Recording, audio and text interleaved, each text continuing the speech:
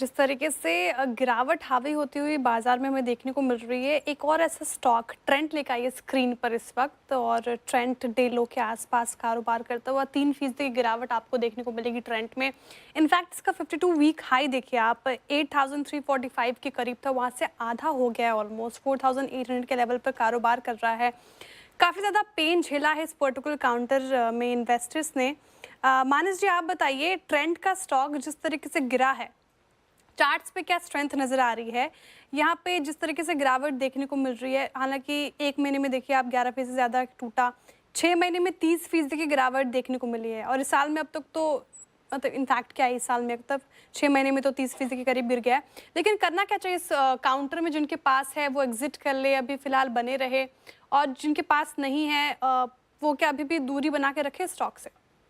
देखिए, इस पूरे मंथ में कई बार स्टॉक ने शॉर्ट की अपॉर्चुनिटी दी है, क्योंकि स्टॉक ने लोअर टॉप फ्लोर बॉटम बनाए हैं, कंसोलिडेशन के बाद फ्रेश ब्रेकडाउन दिखाए हैं, और आज भी अगर देखें तो आज के मूव को फ्रेश ब्रेकडाउन की तरह ही देखना चाहिए। तो अगर किसी ने लॉन्ग पोजीशन बनाई है, तो वो निकलने की कोशिश करनी है। मैं बिल्कुल शॉर्ट टर्म की बात कर रहा हूँ। और अगर आप एक शॉर्ट टर्म ट्रेडर हैं, तो आप बिकवाली करने का ट्रेड ले सकते हैं। करंट लेवल्स पे बिकवाली करिए 49.26, ये कैश लेवल्स है, 49.26 के स्टॉप लॉस से। और अब जो टारगेट होंगे वो ₹2600 के आसपास के 4600 के आसपास के रहेंगे, जहां पर 100 वीक मूविंग एवरेज आता है। तो ट्रेंड निगेटिव है और उछाल पे बिकवाली करने की ही सलाह रहेगी। ठीक है, तो ये फिलहाल लेवल्स इंपॉर्टेंट लग रहे हैं ट्रेंड पे। अनुज सर, ट्रेंड ये स्टॉक आप देखें, आप बहुत पेन झेला है, इन्वेस्टर्स का पेशेंस टेस्ट किया है इस स्टॉक ने।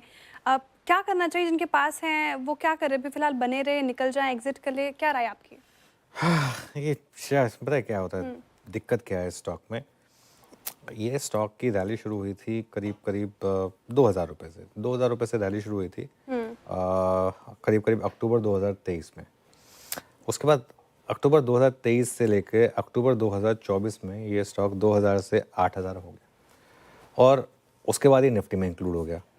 और जैसा कि कई बार होता है यार, निफ्टी में एंटर होने के बाद हम्म। स्टॉक्स नॉर्मली पीक आउट हो जाते हैं। उसके बाद ये पीक आउट हुआ, अब वहाँ से ये करेक्ट हो चुका है। मेरे ख्याल से ट्रेंड के केस में ना दिक्कत ये आ गई थी कि उसकी जो वैल्यूएशन थी, जो 200 टाइम्स पहुँच गई थी, तो 40% की अर्निंग्स ग्रोथ भी काफ़ी नहीं थी आपके लिए। आई थिंक अब हम उस स्टेज पर पहुँच रहे हैं जहाँ पर अब बहुत ज़्यादा कंसेंसस बेरिशनेस हो रही है ट्रेंड पर।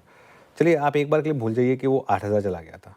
अब मैं मान लेता हूँ कि 30 अक्टूबर 2023 को वो कहाँ पे था? 30 अक्टूबर 2023 को वो 2,000 पर था। हम्म। अब अगर आप एक बार के लिए भूल जाएँ कि वो 2,000 वाला 8,000 हुआ था, तो 2,000 से लेके 4,800 हुआ है। क्या अर्निंग्स डबल से ज़्यादा हुई हैं उस पीरियड में? शायद उतनी नहीं हुई है, तो शायद थोड़ा और करेक्ट हो जाए। हम्म। लेकिन उसके बाद मुझे लग रहा है, फॉर एग्ज़ाम्पल 4400, 4500, आई थिंक उस ज़ोन में मुझे नहीं लगता कि उसके बाद आप ये व्यू ले सकते हैं कि अब यहाँ से ये स्टॉक और गिरना चाहिए। अब गिरने को कहीं भी जा सकता है स्टॉक, बेयर मार्केट चल रही है। जी। लेकिन वहाँ पर मुझे लग रहा है कि थोड़ी स्टेबिलिटी शायद स्टॉक में आनी चाहिए। चलिए, एंट्री भी तब हुई थी सर ट्रेंड की, जब एकदम ऑल टाइम हाई पे ऑल था टाइम हाई वो निफ्टी। होता ही है, वो हमेशा होता है। ज़्यादातर इंडेक्स ये आया और निफ्टी को भी डुबा के गया, खुद भी डूबा, नहीं, ऐसा वो महंगे स्टॉक हो लग जाता रहा है, है। निफ्टी बिल्कुल। इंडेक्स महंगा हो जाता है जब भी महंगे स्टॉक्स इस तरीके से निफ्टी में एंटर करते हैं। यही कई लोगों को डर लग रहा है इवन जोमेटो की एंट्री से, क्योंकि जोमेटो भी बहुत महंगा स्टॉक है, हम्म। जियो फाइनेंस भी बहुत महंगा स्टॉक है। तो ये रिस्क होता है मार्केट में। खैर एनीवे, आगे